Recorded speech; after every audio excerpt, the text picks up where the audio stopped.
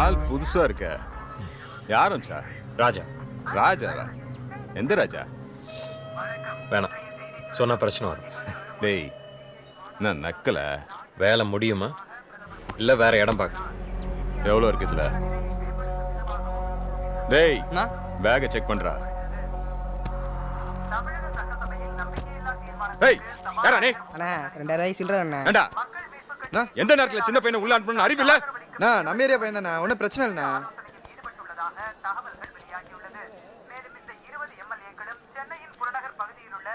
வரண்ணா.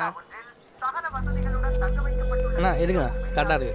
அரிசியை கொண்டு போய் வச்சுட்டு அட்டை எடுத்துன்னு வா.